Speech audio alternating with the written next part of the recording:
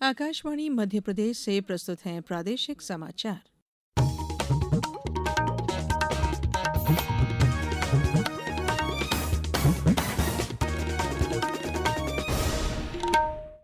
नमस्कार। समाचारों के साथ मैं धारणा सचदेव। सबसे पहले इस बुलेटिन के मुख्य समाचार। प्रधानमंत्री ने आज नई दिल्ली में भगवान बुद्ध से संबंधित अंतर्राष्ट्रीय प्रदर्शनी का किया शुभारंभ। कहा, पवित्र अवशेष मात्र कलाकृतियां नहीं बल्कि देश की विरासत का हिस्सा। मुख्यमंत्री डॉक्टर मोहन यादव ने पीने के पानी को लेकर सभी नगर निगमों के अधिकारियों और जनप्रतिनिधियों की ली बैठक। बोले, दोबारा ना हो इंदौर जैसी घटना। फिर बदला प्रदेश का मौसम। सुबह 24 जिलों में रहा कोहरा, जनजीवन प्रभावित। और 5 जनवरी से भोपाल में शुरू होगी 69वीं राष्ट्रीय शालेय क्रीड़ा राइफल शूटिंग प्रतियोगिता। अब समाचार विस्तार से। प्रधानमंत्री नरेंद्र मोदी ने कहा है कि भगवान बुद्ध द्वारा दिखाया गया मार्ग और ज्ञान समस्त मानवता के लिए है और उनके पवित्र अवशेष मात्र कलाकृतियां नहीं बल्कि देश की विरासत का अभिन्न अंग है। प्रधानमंत्री ने आज नई दिल्ली के राय पिथौरा सांस्कृतिक परिसर में भगवान बुद्ध से संबंधित पिपरवा अवशेषों की भव्य अंतर्राष्ट्रीय प्रदर्शनी का शुभारंभ किया। प्रदर्शनी का शीर्षक है प्रकाश और कमल, जागृत व्यक्ति के अवशेष। प्रधानमंत्री ने भगवान बुद्ध से संबंधित प्रदर्शनी के विभिन्न हिस्सों का अवलोकन भी किया। प्रधानमंत्री ने इस प्रदर्शनी की सूची का भी अनावरण किया। श्री मोदी ने कहा कि भगवान बुद्ध के ये पवित्र अवशेष भारतीय सभ्यता का अभिन्न अंग हैं। उन्होंने कहा कि एक सदी से अधिक के लंबे इंतजार के बाद ये अवशेष भारत लौटे हैं।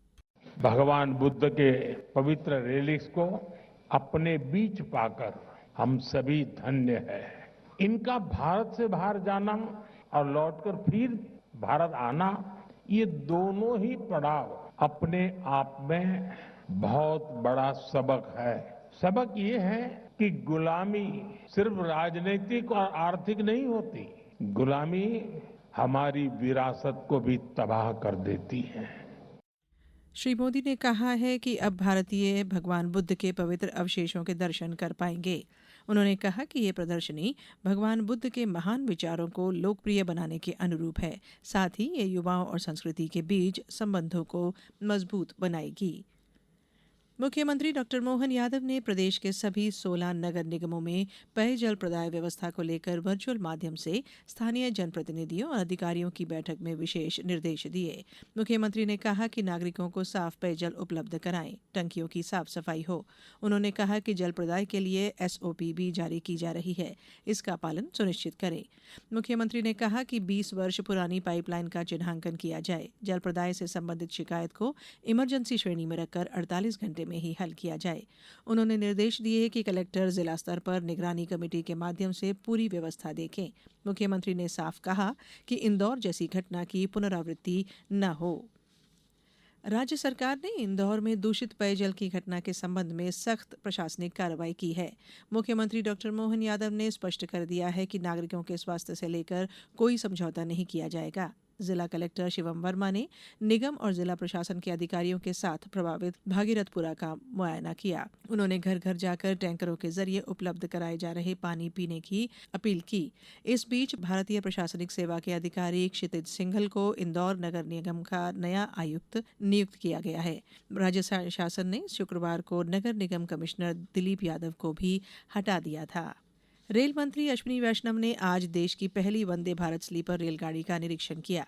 श्री वैष्णव ने बताया कि ये रेलगाड़ी रात्रिकालीन और लंबी दूरी की यात्रा के लिए डिजाइन की गई है। रेल मंत्री ने कहा कि पूरी तरह से वातानुकूलित रेलगाड़ी इस महीने गुवाहाटी और कोलकाता के बीच शुरू की जाएगी। वंदे भारत स्लीपर माननीय प्रधानमंत्री श्री नरेंद्र मोदी जी के रेलवे को ट्रांसफॉर्म करने के संकल्प का हिस्सा है। ओवरनाइट जर्नी के लिए वंदे भारत स्लीपर एक टोटली नए डिजाइन से बनाया गया है। हर एक चीज का ध्यान रख के इस ट्रेन को डिजाइन किया गया है। शुरुआत गुवाहाटी से कोलकाता के बीच में पहली सर्विस चालू होगी वंदे भारत स्लीपर की, और इस साल करीब करीब 10 और ट्रेन बनेंगी। टोटल 12 ट्रेन का इस साल का टारगेट है। ये समाचार आप आकाशवाणी मध्य प्रदेश से सुन रहे हैं। ये समाचार बुलेटिन YouTube पर Madhya Pradesh news All India Radio channel पर और फेसबुक साथ ही X प्लेटफॉर्म पर EIR न्यूज भोपाल पेज पर सुने जा सकते हैं। इसके अलावा आप हमारी वेबसाइट newsonair.gov.in पर अथवा न्यूज ऑन AIR ऐप पर भी समाचार सुन सकते हैं। समाचारों में एक बार फिर आप सभी का स्वागत है। मुख्यमंत्री डॉक्टर मोहन यादव ने कहा है कि क्षेत्रीय विकास में सड़कों की महत्वपूर्ण भूमिका है। अटल प्रोग्रेस वे परियोजना से प्रदेश के चंबल क्षेत्र के विकास को गति मिलेगी। इस मार्ग से मुरैना, श्योपुर और भिंड जिले, राजस्थान से निकल रहे दिल्ली वडोदरा एक्सप्रेसवे और उत्तर प्रदेश के आगरा लखनऊ हाईवे से जुड़ेंगे। इससे क्षेत्र की कोटा, मुंबई, कानपुर, लखनऊ, आगरा और दिल्ली से कनेक्टिविटी बढ़ेगी और यात्रा का समय कम होगा। परिणाम स्वरूप क्षेत्र में औद्योगिक गतिविधियां, व्यापार, व्यवसाय, पर्यटन और आवागमन को प्रोत्साहन मिलेगा। राजधानी भोपाल को एक बड़ी यातायात सौगात मिलने जा रही है।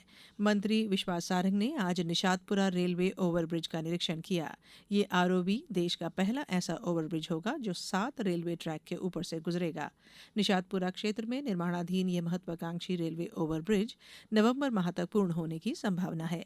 इस परियोजना के पूरा होने से नया और पुराना भोपाल सीधे तौर पर आपस में जुड़ जाएगा। आरओबी करौंद और छोला क्षेत्र को बेहतर कनेक्टिविटी देगा, जिससे यातायात सुगम होगा।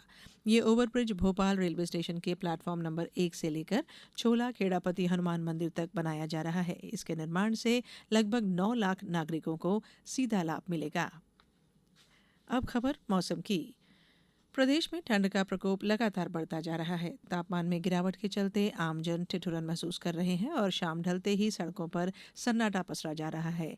15 शहरों में दिन का अधिकतम तापमान 24 डिग्री सेल्सियस से नीचे दर्ज किया गया। आज सुबह भी उत्तरी जिले में कोहरे का असर बना रहा। मौसम विभाग के अनुसार प्रदेश में अगले 3 दिनों तक घना कोहरा छाए रहने की संभावना है। इसके बाद सर्दी और तेज होगी।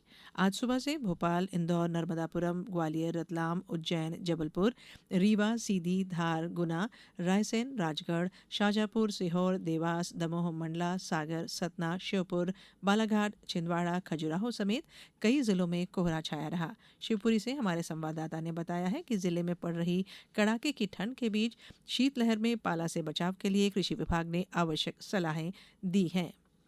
अब बात खेल की। स्कूल शिक्षा और परिवहन मंत्री उदय प्रताप सिंह 69वीं राष्ट्रीय स्तरीय शालेय क्रीड़ा राइफल शूटिंग प्रतियोगिता 2025-26 का भोपाल के शासकीय सुभाष उच्चतर माध्यमिक विद्यालय में 5 जनवरी को दोपहर 2 बजे शुभारंभ करेंगे। प्रतियोगिता का आयोजन 5 से 9 जनवरी तक होगा। प्रतियोगिता में 14 से 19 आयु वर्ग के बालक बालिका भाग लेंगे। प्रतियोगिता का आयोजन लोक शिक्षण स्कूल शिक्षा विभाग द्वारा किया जा रहा है। कार्यक्रम में लोक शिक्षण स्कूल शिक्षा आयुक्त, शिक्षक और छात्र छात्राएं उपस्थित रहेंगे। पौष पूर्णिमा पर पवित्र स्नान के साथ 44 दिन चलने वाले माघ मेले की शुरुआत आज प्रयागराज के संगम पर हुई। माघ मेला प्राधिकरण के अनुसार 21,50,000 श्रद्धालुओं ने आज शाम 4 बजे तक संगम में पवित्र स्नान किया। मेला क्षेत्र में सुरक्षा के व्यापक प्रबंध किए गए हैं। प्रशासन ने श्रद्धालुओं की सुविधा के लिए व्यापक प्रबंध किए हैं। इस बार मेला क्षेत्र 800 हेक्टेयर से अधिक क्षेत्र में फैला हुआ है। इस क्षेत्र को 7 खंडों में विभाजित किया गया है। पार्किंग की सुविधाएं भी 42 स्थानों पर दी गई हैं। अब कुछ समाचार संक्षेप में। आगरमालवा जिले में सुसनेर के पीएम श्री जवाहर नवोदय विद्यालय में आज कृषि विभाग द्वारा आयोजित की गई मिट्टी प्रशिक्षण कार्यशाला में विद्यार्थियों को मिट्टी के परीक्षण के बारे में विस्तार से समझाया गया। खंडवा में कल राष्ट्रीय कृषि और ग्रामीण विकास बैंक नाबार्ड द्वारा हितधारक सम्मेलन का आयोजन किया गया। झाबुआ कलेक्टर नेहा मीना के निर्देश पर अधिकारियों ने जिले के सभी नगरीय निकायों में वाटर ट्रीटमेंट प्लांटों का निरीक्षण किया। नीमच जिले में नगरीय क्षेत्रों में दूषित पेयजल आपूर्ति से संबंधित समस्याओं के त्वरित निराकरण के लिए कलेक्टर हिमांशु चंद्रा द्वारा जिला स्तरीय हेल्पलाइन स्थापित की गई है। नर्मदापुरम जिले में धान उपार्जन की प्रक्रिया जारी है। ये खरीदी 20 जनवरी तक होगी। बैतूल जिले में 17 दिसंबर से 31 दिसंबर तक दुग्ध समृद्धि संपर्क अभियान का द्वितीय चरण सफलतापूर्वक संपन्न हुआ। इस बुलेटिन में इतना ही। अगला बुलेटिन सुनिए सुबह 7:10 पर। नमस्कार।